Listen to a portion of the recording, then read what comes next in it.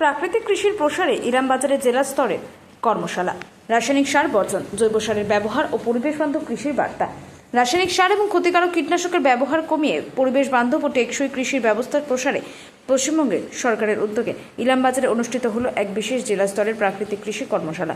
ইলামবাজার ব্লকের বলাকা অনুষ্ঠান ভবনে আয়োজিত এই কর্মশালায় কৃষি বিপণন, খাদ্য প্রক্রিয়াকরণ, শিল্প ও উদ্যান পালন এবং পশুপালন, গ্রাম উন্নয়ন, সমবায় এবং প্রাণী সম্পদ উন্নয়ন দপ্তরের বিভিন্ন পদস্থ আধিকারিক, কৃষি বিশেষজ্ঞ, কৃষি প্রতিনিধি এবং সমাজের বিশিষ্ট ব্যক্তিরা উপস্থিত ছিলেন। এছাড়াও কৃষির সঙ্গে সমন্বয় রেখে বৈজ্ঞানিক পশুপালনের মাধ্যমে গ্রামীণ অর্থনীতিকে আরও শক্তিশালী করার বিভিন্ন পরিকল্পনার দিক নির্দেশনা তুলে ধরা হয়।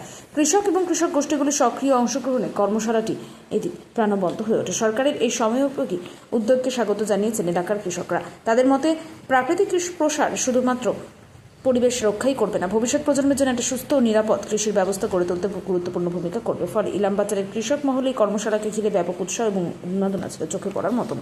দেখুন, এইটা হচ্ছে আজকে আমাদের গতকাল জেলা স্তরে এই শিবির হয়েছিল।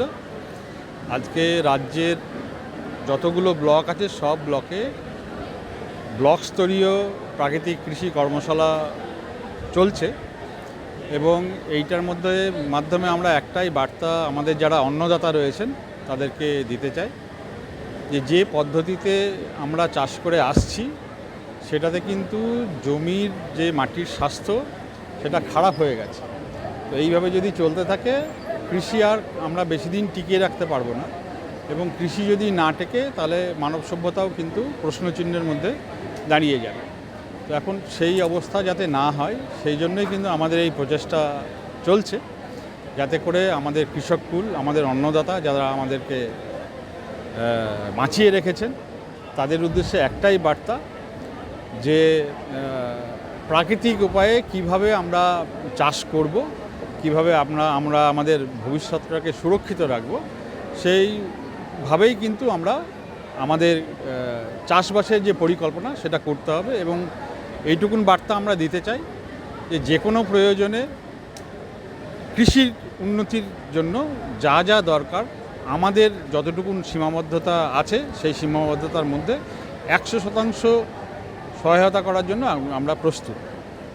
দেখুন, আমরা তো আশা করবই যে যারা আমাদের কথাবার্তাগুলো শুনলেন, হয়তো আপনি খেয়াল করেছেন আমি একদম শেষ যখন প্রোগ্রামটা সমাপ্তি ঘোষণা হলো সেটাই বলেছি যে এই এত কষ্ট করে সারাদিন ধরে ওনারা যে কথাগুলো শুনলেন সেইগুলো যাতে মাঠে প্রয়োগ হয়, সেইটা যদি হয় তবেই আমাদের এই গরমের মধ্যে বসে থাকাটা কিন্তু সার্থক হবে। আমার আশা আছে যে আমাদের যারা মুখে অন্ন যোগাচ্ছেন তারা আমাদের দেখানো পথেই হাঁটবেন।